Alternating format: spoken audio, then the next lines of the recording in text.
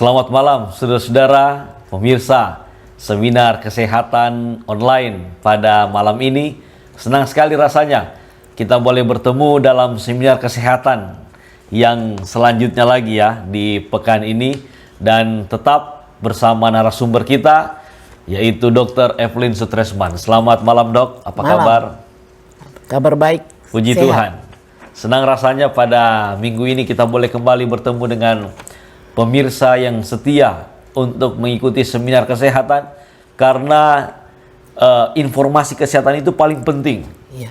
Itu yang paling penting, apalagi dalam keadaan-keadaan saat ini begitu banyak penyakit yang muncul yang tidak kita ketahui karena pola makan yang berantakan, pola hidup yang sudah kacau balau sekarang ya. Kalau kita lihat orang-orang punya cara hidup sekarang, makanya informasi kesehatan ini sangat penting. Dan sudah banyak informasi-informasi kesehatan penting yang sudah kita ikuti di seminar-seminar yang sebelumnya. Ya. Dan saudara-saudara, jika ingin melihat pelajaran-pelajaran yang sudah disampaikan, bisa mencek kembali karena semua tersimpan dalam YouTube ini sendiri. Dan pada saat ini kita akan masuk dalam pertemuan yang baru dengan pembahasan yang baru. Tetapi sebelum itu dokter, ada pertanyaan yang muncul dari pembahasan seminar kesehatan yang sebelumnya. Dan kita akan menjawab pertanyaan itu seperti janji kita pada minggu yang lalu. Pertanyaan yang pertama tentang seminar kesehatan, tentang plant-based diet atau diet berbasis nabati atau tumbuhan. Pertanyaannya seperti ini. Setelah mendengar seminar tentang pola makan berbasis tumbuhan yang disampaikan pada minggu lalu, ternyata pola makan berbasis tumbuhan lebih sehat daripada makanan yang mengandung protein hewani. Berbasis tumbuhan lebih sehat daripada hewani. Kira-kira dokter, yang paling menonjol dari akibat diet yang mengandung protein hewani apa terhadap kesehatan tubuh? Sebab orang-orang selalu terpengaruh dengan makan daging merah, membuat stamina lebih kuat. Kira-kira apa pengaruh atau akibat yang menonjol dari pola makan hewani ini, dok? Ya, memang kalau kita tinjau secara ilmiah, pola makan berbasis tumbuhan atau nabati itu jauh lebih sehat. Dan saya pernah tunjukkan ada 5 zona biru yang ada di dunia ini, di mana rata-rata usia orang yang ada di zona itu, mereka punya usia bisa mencapai 100 tahun lebih malah, karena pola makan mereka berbasis pada tumbuhan. Nah, pertanyaan adalah, kira-kira kalau kita makan protein hewani, apa kelainan yang paling menonjol yang bisa terjadi?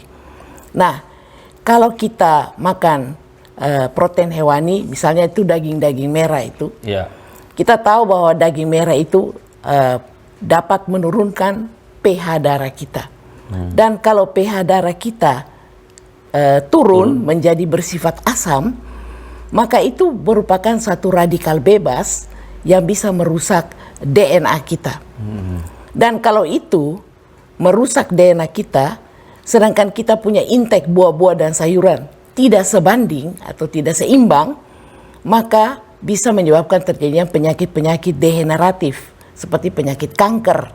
Sel-sel yang normal kita itu berubah menjadi sel-sel kanker.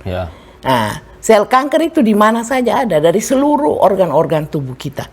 Jadi apa yang menonjol bisa terjadi? pH darah turun. pH darah kita turun. Dan yang kedua, daging memang banyak mengandung protein, tidak dapat disangkal. Makanya dikatakan bisa menunjang stamina karena dia mengandung asam amino yang paling lengkap. Namun dia juga mengandung lemak. Nah, lemak yang ada itu adalah kolesterol jahat yang kita namakan LDL, low density lipoprotein. Nah, LDL yang tinggi ini, kolesterol jahat ini, nah, nanti sebentar barangkali ada kaitan dengan pelajaran kita materi yang akan datang. Dia bisa mempengaruhi pembuluh darah kita. Pembuluh darah kita menjadi keras, bahkan bisa menyebabkan terjadinya plak timbunan lemak, dan akibatnya terjadi serangan jantung, penyakit jantung koroner bisa terjadi. Jadi mungkin tidak seketika, ada waktu yang tertentu, ya. Dan selain itu juga, kalau kita banyak makan protein-protein hewani, penyakit-penyakit melalui hewan banyak sekarang. Seperti kita tahu dulu flu burung, ya, dan yang lain-lain yang banyak terjadi. Jadi memang ada bahayanya menggunakan atau mengkonsumsi protein hewani, apalagi daging merah itu.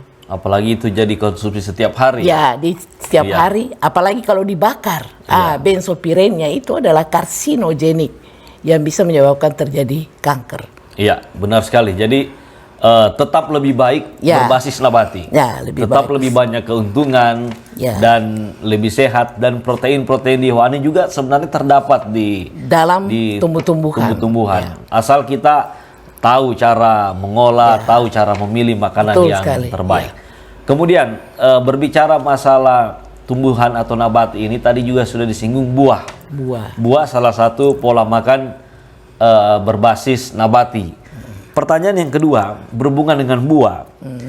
Buah durian, dokter. Bagaimana dengan buah durian? Kalau diintek banyak, apakah itu bahaya terhadap kesehatan? Ya, memang durian itu dalam 100 gram saja dia sudah mengandung kurang lebih 150 kalori. 100 gram saja? 100 gram. Dan dalam 100 gram itu mengandung cukup banyak karbohidrat, gula. 98% terdiri dari gula, 98 gram. Nah, belum lagi lemak yang ada di situ, dan juga ada proteinnya. Seperti buah-buah lain, sebenarnya dia juga adalah buah yang bagus karena mengandung antioksidan yang tinggi. Tapi kalau misalnya buah itu sudah mengandung karbohidrat yang tinggi, sebenarnya bagi orang yang diabetes kurang baik kita intake, apalagi kalau banyak. Makan 1-2 buah ya tidak jadi, 1-2 biji durian tidak apa-apa. 100 gram saja itu sudah mengambil kurang lebih 7% daripada kita punya kalori dari makanan sehari. Jadi intake-lah yang cukup. Dan kalau durian itu sudah alkoholik atau diminum dengan alkohol atau dengan soft drink, sebaiknya jangan. Karena bisa memberikan dampak-dampak bahaya bagi kesehatan tubuh kita. Ya, terima kasih dokter untuk informasinya. Jadi memang sesuatu buah itu baik, tapi kalau berlebihan juga jangan ya. Sesuatu yang berlebihan juga kadang menjadi tidak baik dalam tubuh kita sendiri. Karena durian ini tinggi karbohidratnya, gulanya tinggi sekali. Itulah sebabnya kebanyakan orang-orang tua yang ada penyakit diabetes, kolesterol, hipertensi, jangan terlalu banyak makan ini. Disarankan selalu disarankan khusus untuk durian. Tapi banyak buah-buah yang lain yang bisa kita masih ada konsumsi buah-buah lain yang lebih baik untuk tubuh kita. Ya, oke dok. Saat ini kita akan melangkah ke seminar kesehatan yang baru. Dan saya tadi sudah mendapatkan informasi bahwa yang akan dibahas pada saat ini adalah krisis pembuluh darah. Pembuluh darah ini bisa seringkali kita dengarkan dalam istilah-istilah kesehatan. Pembuluh darah. Mungkin sedikit dok, dalam pendahuluan ini, pembuluh darah itu sebenarnya apa? Mungkin pengertian pembuluh darah dulu, supaya pemirsa bisa mengerti. Ya, saya boleh katakan bahwa pembuluh darah itu seperti garis nyawa. Garis nyawa. Kenapa saya sebut nyawa? Seseorang ya. Karena nanti saya terangkan bagaimana pembuluh darah ini mengantar nutrisi atau makanan itu sampai ke sel-sel. Wah, jadi luar biasa peran pembuluh darah ini ya. Garis Jawa yang mengantar makanan kita ke sel-sel tubuh kita. Sekarang jika dikaitkan dengan kata krisis, artinya pembuluh darah ini juga bisa mengalami krisis. Ada situasi dalam tubuh kita yang krisis pembuluh darah. Dan mungkin sedikit dok, krisis pembuluh darah itu terjadi saat-saat seperti apa? Jadi krisis itu bisa terjadi, nanti diterangkan dari bagaimana pola kehidupan kita yang mengizinkan krisis itu terjadi pada pembuluh darah. Dan akibatnya cukup fatal. Karena kebanyakan penyakit-penyakit yang berkaitan dengan krisis pembuluh darah yang kita sebut cerebrovascular diseases ini, angka morbidity-nya atau tingkat penyakit ini ke jumlah prevalensinya cukup banyak. Iya, karena dan tingkat kematian juga banyak. Benar sekali, Dok. Saya sering mendengarkan orang-orang yang terkena penyakit yang fatal yang berujung kepada kematian karena masalah pembuluh darah. Ya, masalah pembuluh. Untuk itu, saudara-saudara, seminar ini penting sekali karena semua manusia memiliki pembuluh darah dan semua manusia berpotensi terjadi krisis pembuluh darah di dalam tubuhnya. Itulah sebabnya ada tips yang akan disampaikan oleh Dr. Evelyn pada malam ini lewat seminar ini supaya pembuluh darah kita bisa jalan baik, kita tetap hidup sehat. Untuk itu jangan kemana-mana, kita langsung berikan kepada narasumber kita untuk menyampaikan seminar kesehatan krisis pembuluh darah.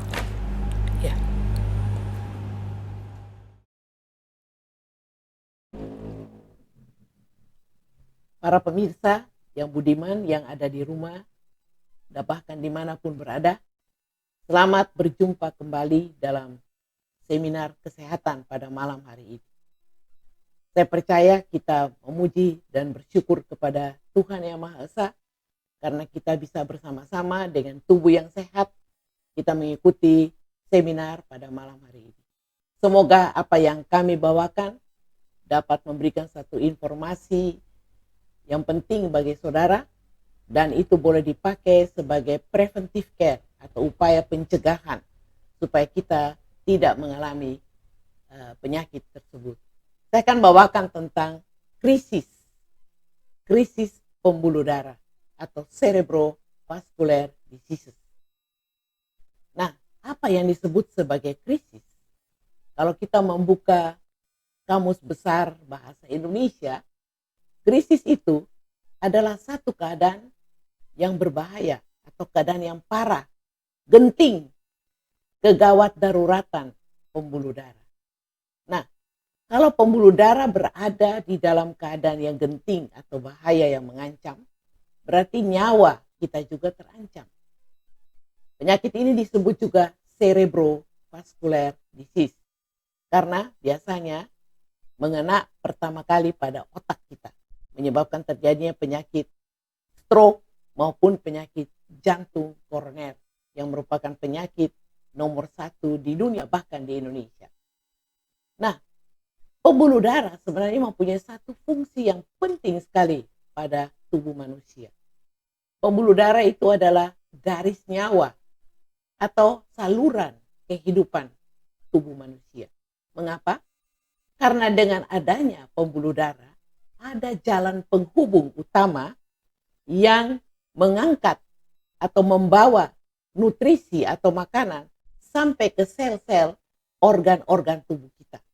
Sel-sel yang membentuk jaringan organ itu bisa hidup secara sehat. Dengan aliran darah yang lancar atau sirkulasi darah yang lancar, maka organ tubuh kita termasuk jantung sendiri yang memompa darah ke seluruh bagian tubuh itu berada dalam keadaan sehat. Apabila jantung itu mengalami kelainan pembuluh darahnya yang kita namakan pembuluh darah koroner, maka tentu jantung sendiri tidak akan berfungsi untuk memompa darah ke seluruh tubuh kita. Nah, tubuh kita ini terdiri dari 60 triliun sel sampai 100 triliun sel. Nah, tiap-tiap sel itu mempunyai inti. Ya, di inti sel itu terdapat apa yang disebut kromosom. Kita sudah pelajari pada waktu yang lalu. Dan kromosom yang berjumlah 46 itu masing-masing mempunyai DNA, desoxyribonucleic acid. DNA itu penting sekali. Kenapa penting?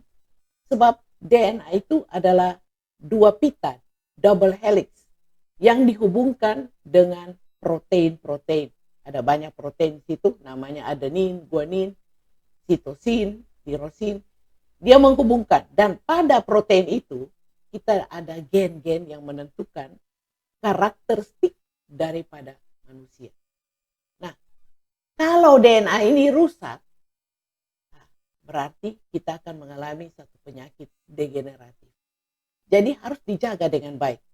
Nah, bagaimana dia berfungsi dengan baik kalau pembuluh darah kita tidak membawa nutrisi yang baik ke sel, sehingga dia tidak bisa mempunyai kekuatan untuk mempertahankan kehidupan dan bisa mencegah penyakit-penyakit degeneratif itu. Nah, pada DNA ini juga kita tahu ada kekuatan untuk mengkoordinasi sel-sel itu berputar, bertumbuh, berkembang, membagi diri sampai dia mati, diganti lagi, itu diatur oleh DNA kita. Jadi betapa penting ini DNA harus dijaga. Dan dari mana DNA ini dapat dijaga dengan baik? Dari pola hidup kita. Yang paling penting adalah pola makan. Nah, setiap tahun di seluruh dunia, WHO atau Organisasi Kesehatan Sedunia ada menyatakan 400 juta orang yang meninggal karena penyakit pembuluh darah. Jadi cukup banyak yang kita namakan sebagai silent killer.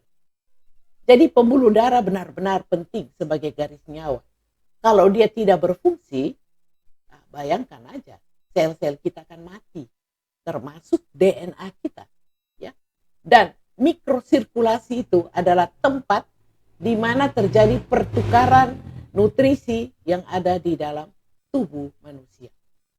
Bayangkan saja, kalau pembuluh darah itu mengalami krisis dalam arti kata tersumbat, contoh, pengerasan pembuluh darah yang ada di arteri karotis di sini, maka aliran darah ke otak akan terganggu.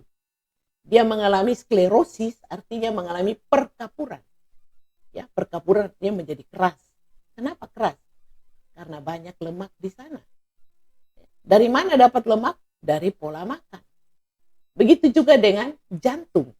Jantung punya pembuluh darah yang memperdarahi jantung dengan makanan-makanan yang penting supaya otot itu hidup, bisa berkontraksi membawa darah ke seluruh tubuh.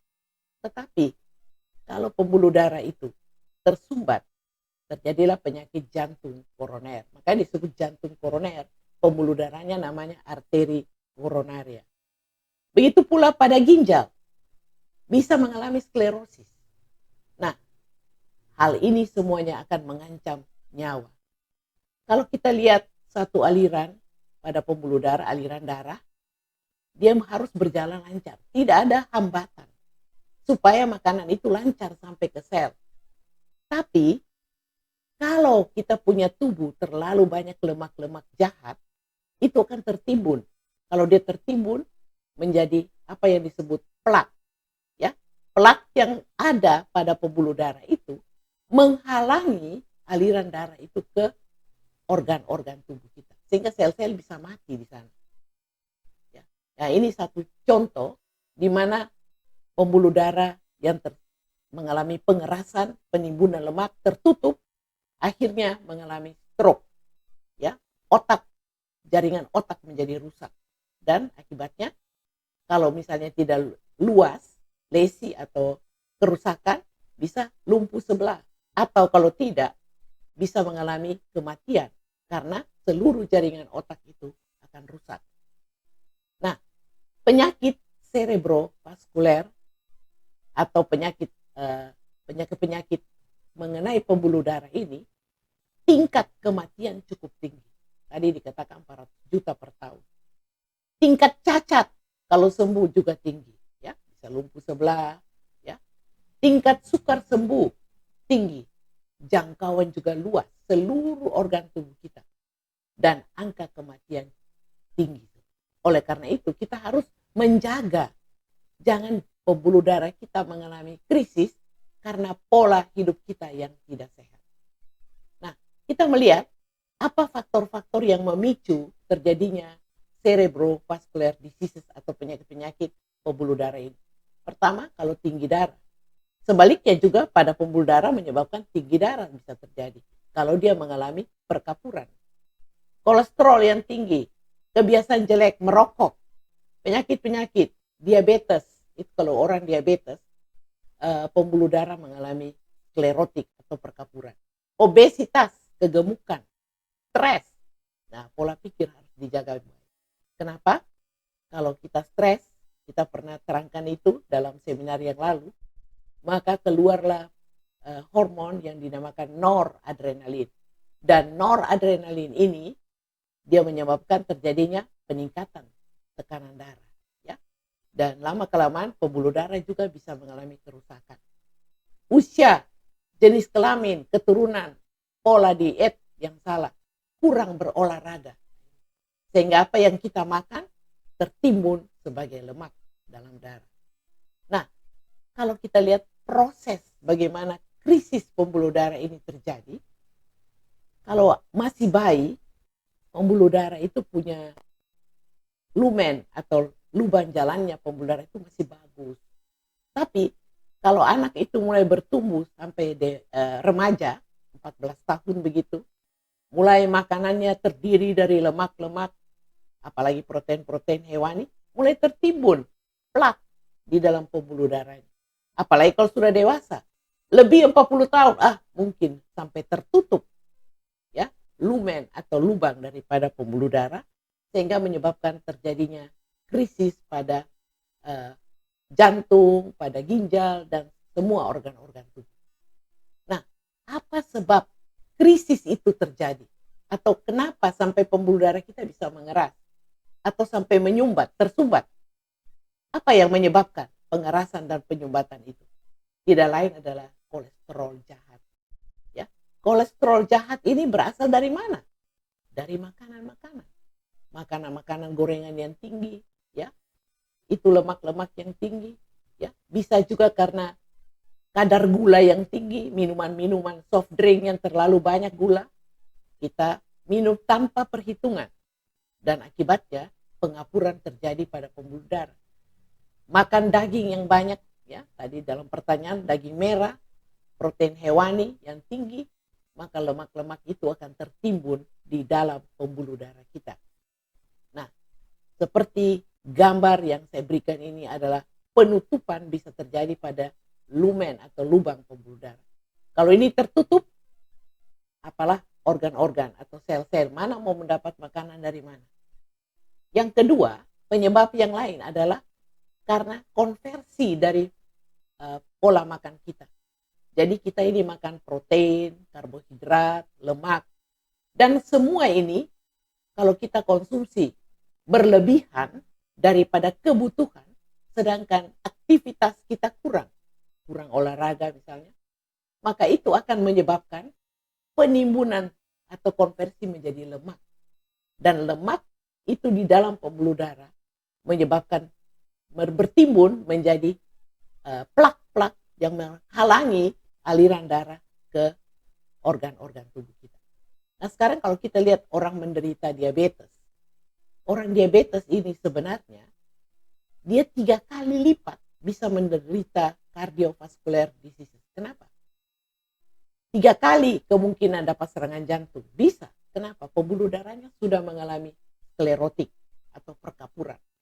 25 kali lipat.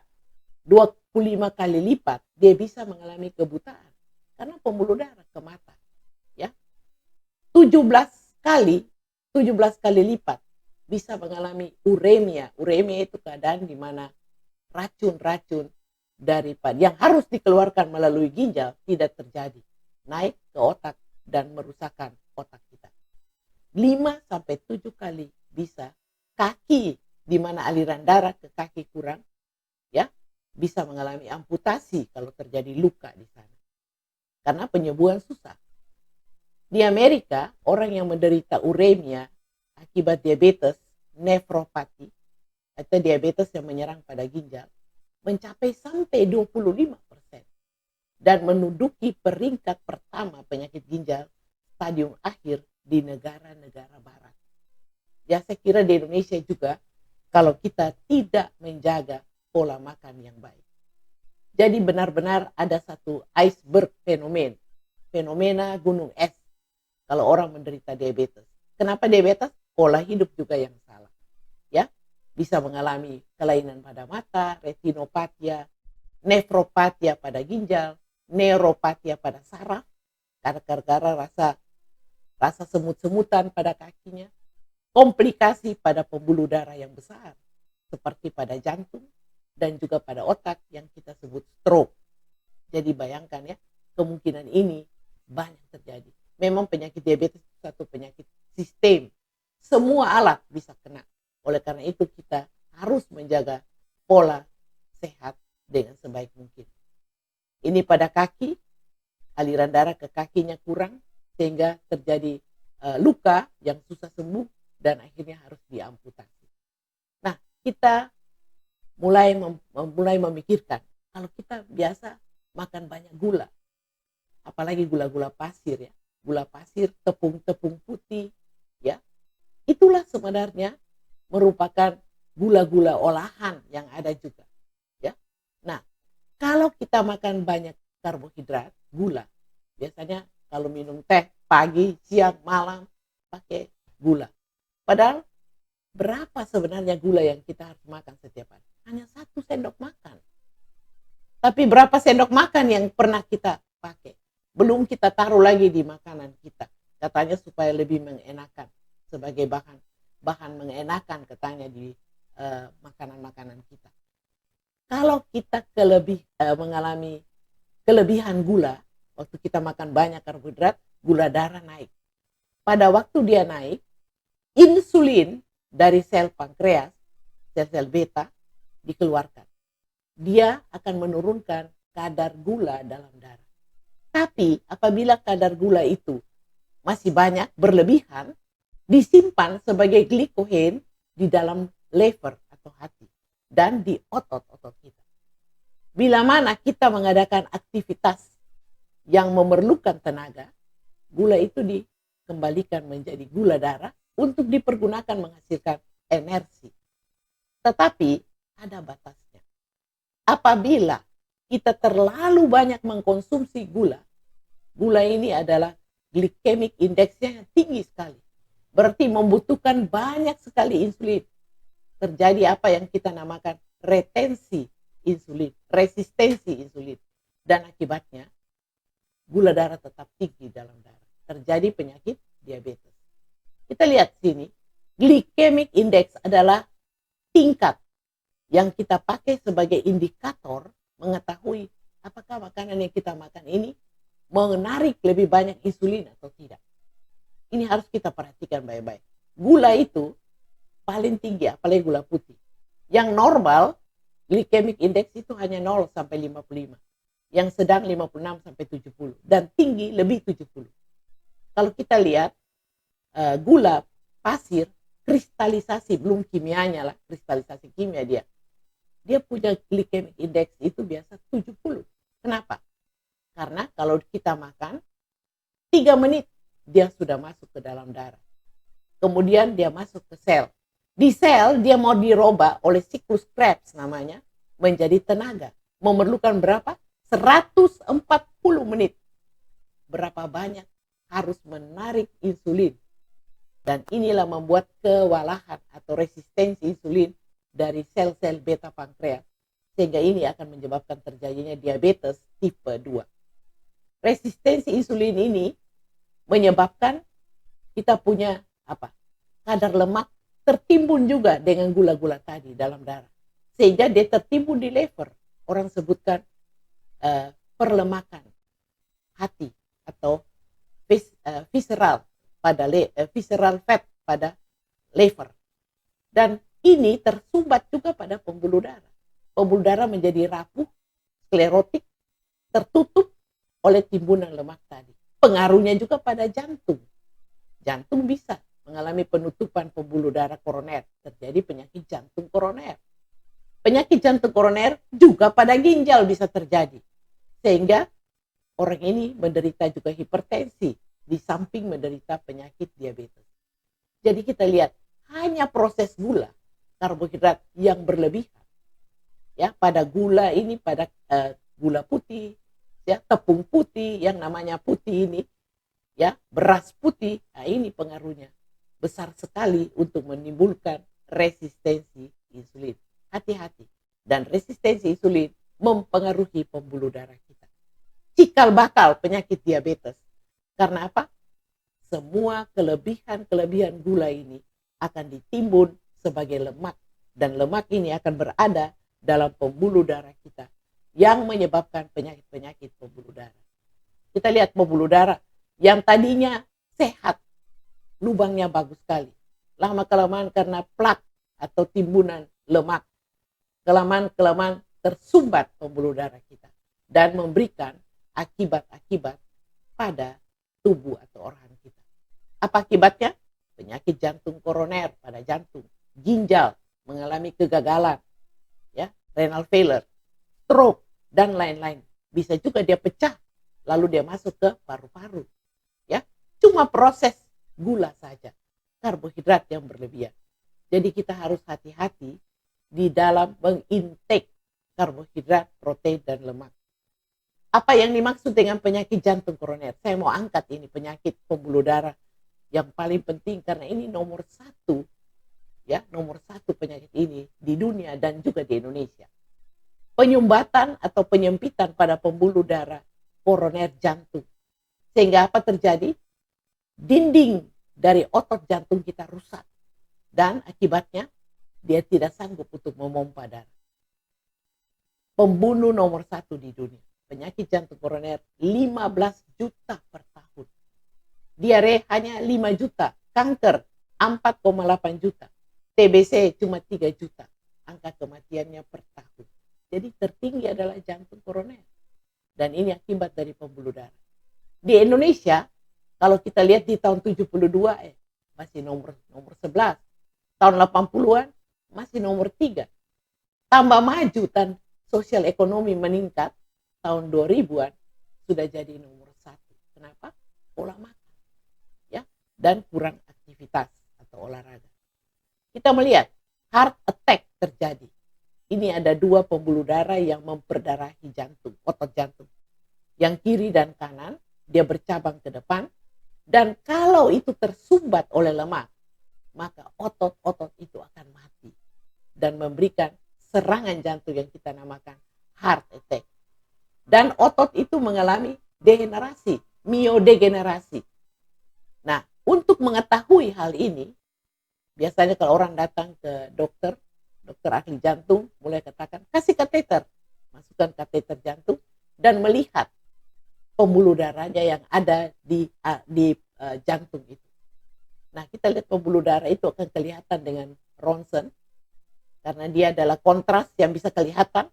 Kalau kelihatan seluruhnya, berarti tidak ada defek, berarti tidak ada sumbatan. Tapi, kalau misalnya ada sumbatan, maka dia akan menghilang gambar itu. Nah, jantung ini penting sekali. Dia memberi makan, dia membawa aliran darah ke seluruh tubuh. Tapi dia sendiri bisa mati. Akibat apa? Dia punya pembuluh darah di kiri dan kanan yang tersumbat. Dan dia bercabang-cabang dalam otot jantung. Kita lihat kateterisasinya. Kalau ada penyumbatan, terjadi defek. Dia akan hilang. Kelihatan di situ. Sehingga orang tahu berapa persen daripada penyumbatan itu terjadi. Ya, kita lihat itu pembuluh darah yang defek itu kalau dia tersumbat ada lemak di situ, di kontras dia akan mengalami defek dan terjadilah heart attack atau miocard infarct. Infarct itu artinya otot jantung yang sudah mengalami kematian. Nah, apa sebabnya? Pola makan. Kembali lagi, karbohidrat dengan glycemic index tinggi, lemak yang jenuh. Lemak jenuh di mana? Di protein-protein hewani. Ya, tidak ada pada protein-protein nabati. Faktor stres tidak terkendali. Faktor kebiasaan merokok juga meningkatkan kolesterol dan menyebabkan sklerotik pembuluh darah. Dan bisa juga kelainan bawaan enzimatis. Ya, sklerotik ini bisa mengalami inflamasi atau peradangan dan plak-plak ini menyumbat pembuluh darah untuk berjalan atau sirkulasi. Nah, predisposisi yang paling mudah terkena penyakit jantung koroner. Yang pertama hipertensi. Ya. Yang kedua obesity. Yang ketiga bisa karena kolesterol yang tinggi, ya, dari pola makan memang. Kencing manis atau diabetes. Semua ini adalah faktor-faktor yang bisa memberi predisposisi terkenanya penyakit jantung koroner. Para pemirsa, akhirnya kita kembali kepada gaya hidup. Apakah kita punya intake karbohidrat berapa banyak yang kita makan setiap hari? Apa kita hanya membutuhkan kalau duduk ya sekitar 1000 sampai 1500 kalori, lalu kita makan berlimpah-limpah dengan karbohidrat, intake lemak yang banyak, intake protein hewani. Ini semua yang kalau dia berlebihan, apalagi tidak ada aktivitas, tidak berolahraga, maka akibatnya terjadilah plak-plak yang tertimbun di dalam pembuluh darah. Dan plak ini bisa pecah. Kalau dia pecah jadi gumpalan-gumpalan kecil, namanya trombus. Trombus ini bisa ke otak, ya. Ditambah juga bisa menjadi kecil lagi, emboli. Emboli ini masuk ke paru-paru. Paru-paru lagi yang mengalami kerusakan. Darah yang berlemak dari gula yang banyak. Ini harus dipikirkan baik-baik. Karena memang pola hidup ini sangat-sangat menentukan. Ini hari makan gula banyak dalam teh misalnya. Habis itu makan lagi nasi yang banyak. Habis itu makan lagi kue-kue. Aduh. Di antara jam-jam makan mulai diisi. Ini semua menyebabkan peristiwa yang saya katakan tadi. Sampai kelainan jantung, kelainan liver, kelainan ginjal bisa terjadi. Cuma karena krisis pembuluh darah. Mari saudara-saudara kita melihat kualitas karbohidrat dengan glycemic index. Kita harus lihat di sana. Jangan menggunakan gula pasir, nasi putih yang terlalu banyak. Ya, ini nasi putih tinggi. Kalau kita bisa ganti dengan nasi coklat atau brown rice atau nasi merah, ya, atau nasi hitam, maka dengan adanya pergantian ini antosianinnya, antioksidannya tinggi sehingga mengakibatkan kurang untuk menarik insulin dan tidak terjadi resistensi insulin yang menyebabkan diabetes atau berubah menjadi lemak-lemak dalam darah. Roti putih 70 glikemiknya tinggi, gandum cuma 50. Nasi putih berapa? 87. Sedangkan brown rice cuma 50. Kacang merah cuma 23. Ya, brokoli 0, wortel 49, buah-buahan apel 38. Semua buah-buah ini rendah. Susu kedelai cuma 42. Kalau minum susu sapi, tinggi sekali. Jadi kita harus memilih makanan-makanan yang memang berkualitas dan tidak mengajak penyakit.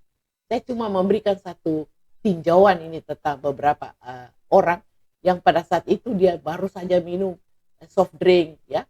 Dia sudah satu soft drink saja sudah mengandung 32 gram. Kita cuma butuh 1 sendok makan gula. Itu sama dengan 3,2 sendok makan gula. Habis itu dia pergi lagi minum green tea. Ya, sudah sama dengan 2,4 sendok makan gula. Tambah lagi Indomie, dia tambah lagi gula, tepung. Ya, Energan dia minum semua yang manis-manis. Tambah lagi Nutella, 3,4 sendok makan gula. Kalau ditambah itu dalam satu hari, dia sudah mendapat sudah mengintake 810 gram gula atau 81 sendok makan gula yang seharusnya hanya 1 sendok makan gula. Betapa resistensi insulin bisa terjadi, betapa pembuluh darah kita bisa mengalami sklerotik dengan peristiwa makan seenaknya dan tidak ada perhitungan. Makanan tidak salah, yang salah adalah kita yang mengintake dan kita tidak memperhitungkan kemungkinan krisis terjadi pada pembuluh darah kita. Jadi jangan kaget kalau pada dahulu kala orang yang mendapat serangan jantung itu biasa sudah usia-usia 40 ke atas. Tapi sekarang 30 tahun bisa mati mendadak. Baru saja berbicara, besok sudah tidak ada. Kenapa? Proses aterosklerosis, arteri koronaria ini bisa menyebabkan heart attack yang tiba-tiba.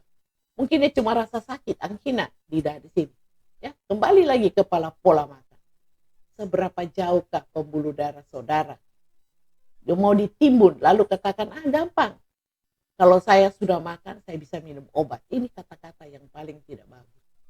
Ya, kita merusak kesehatan, lalu kita katakan dengan obat kita bisa obati. Padahal itu hanya 20% saja. Marilah kita mencegah lebih baik daripada mengobati. Saya katakan itu di Blue Zone, orang-orang hidupnya panjang.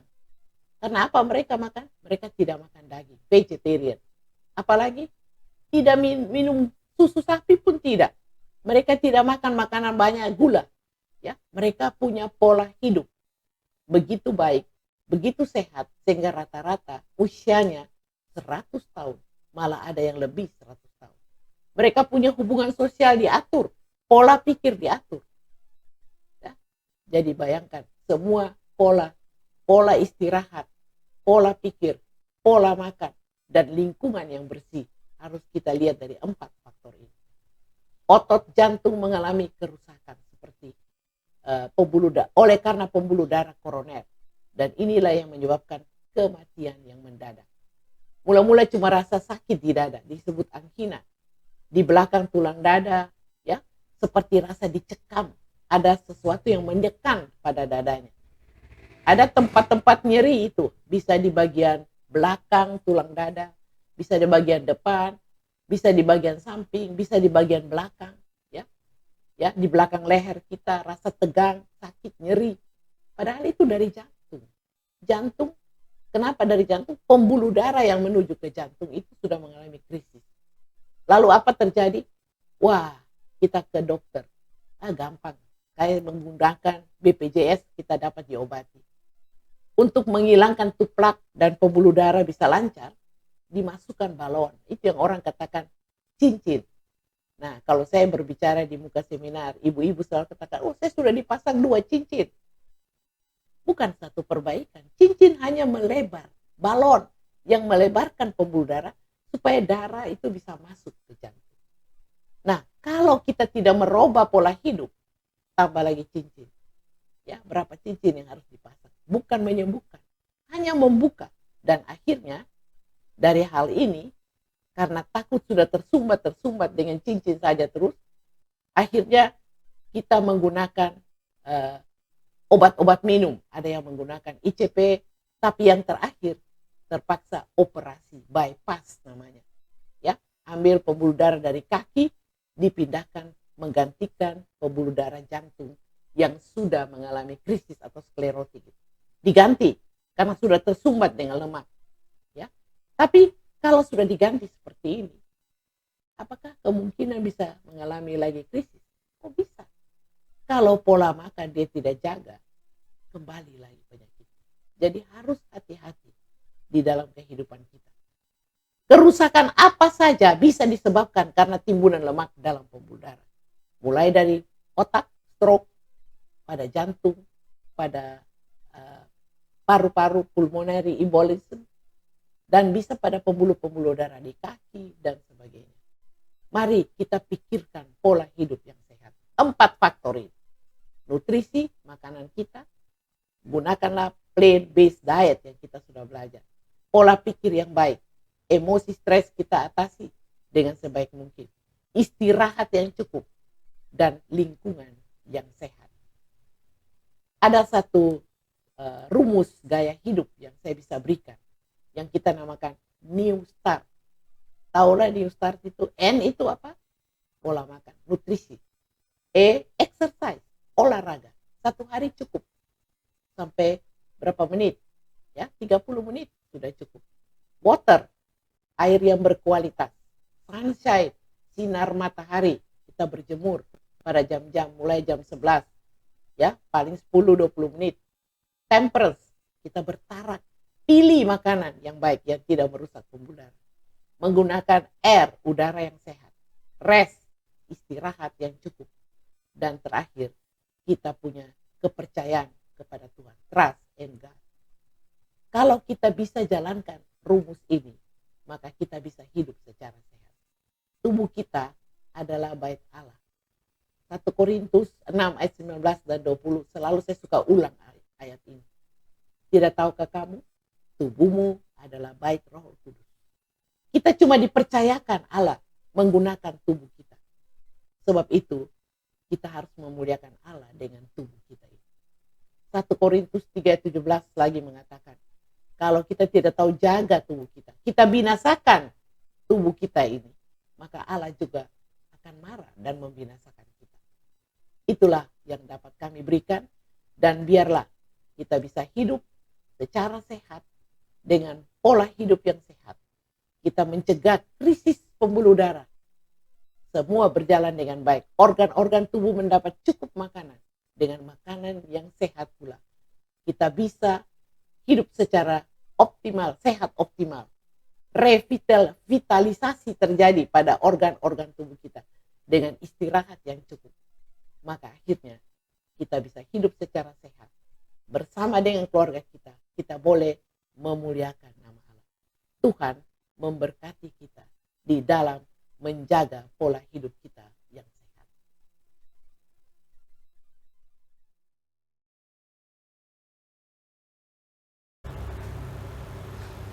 Saudara-saudara pemirsa yang menyaksikan seminar kesehatan online pada malam ini, tentunya kita berterima kasih dari pembahasan yang sudah disampaikan oleh Dr. Evelyn Sutresman tentang krisis pembuluh darah. Ternyata dokter memang benar ya, bahwa pembuluh darah ini memegang peranan penting dalam organ tubuh kita untuk mengantar makanan itu.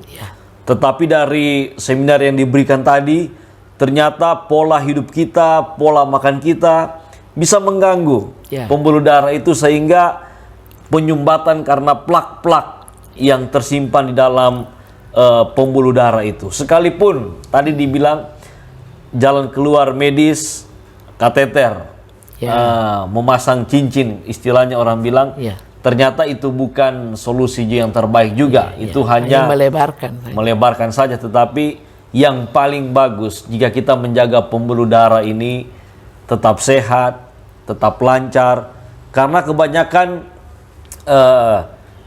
akibat yang ditimbulkan dari krisis pembuluh darah ini berujung kepada kematian. Bahkan disampaikan tadi, serangan jantung, stroke merupakan pembunuh utama bagi manusia di dalam dunia ini.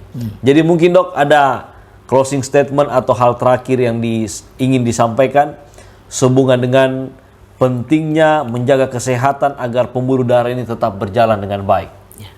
Jadi sekali lagi bahwa pembuluh darah itu adalah garis nyawa. Jadi kita harus menjaga pola hidup kita, terutama pola makan kita, karena mencegah, ada kalimat mengatakan mencegah lebih baik daripada mengobati. Benar sekali dok. Ya.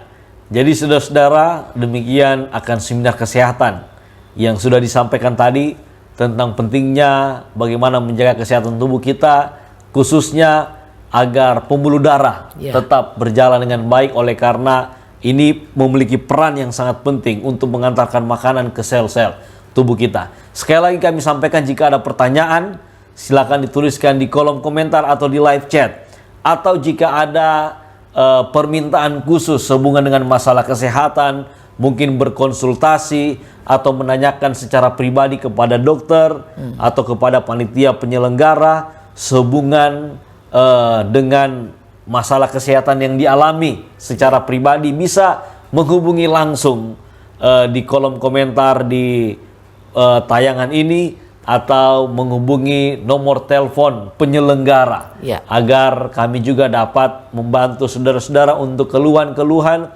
kesehatan ataupun ingin berkonsultasi kesehatan, dan kami akan memfasilitasi untuk bertemu langsung dengan Dr. Evi Sutresman. Terima kasih untuk kita semua yang telah menyaksikan seminar pada malam hari ini. Kita akan tutup lewat doa, dok. Saya undang kita semua untuk berdoa, dan kita berdoa sesuai keyakinan kita masing-masing, dan saya akan memimpin dalam doa Nasrani. Mari kita berdoa. Terima kasih banyak Tuhan, oleh karena seminar kesehatan malam ini boleh berjalan dengan baik. Kami mendapatkan informasi penting sehubungan dengan pembuluh darah yang ada dalam organ tubuh masing-masing manusia. Tuhan, seringkali kami melalaikan akan hal ini. Seringkali kami baru sadar ketika kami sudah sakit. Padahal pembuluh darah ini memiliki peran penting dalam tubuh kami, untuk kesehatan kami. Untuk itu Tuhan, berikan kami hikmat. Kiranya dari seminar yang sudah kami dengarkan, kami boleh mengerti dan kami boleh menghidupkan pola hidup yang sehat, agar kami dapat menjaga tubuh ini untuk tetap sehat. Berkati dokter, kiranya Tuhan selalu memberikan kesehatan, Tuhan selalu memberikan hikmat untuk terus membagikan berkat dan informasi kesehatan bagi kami semua. Dan semua pemirsa yang menyaksikan Tuhan. Agar kiranya juga Tuhan selalu berkati, Tuhan selalu berikan hidup yang sehat. Dan jika ada di antara pemirsa yang mengalami masalah kesehatan, Tuhan kiranya bantu. Dan Tuhan buka jalan untuk semuanya boleh kembali sehat. Dan jika perlu kami boleh bertemu dan dapat berkonsultasi agar masalah kesehatan itu boleh teratasi. Terima kasih banyak Tuhan. Pertemukan kami di pertemuan yang berikut. Kami serahkan semuanya ke dalam tangan-Mu. Di dalam nama Tuhan Yesus kami berdoa. Amin. Amin. Terima kasih, Tuhan memberkati kita semua.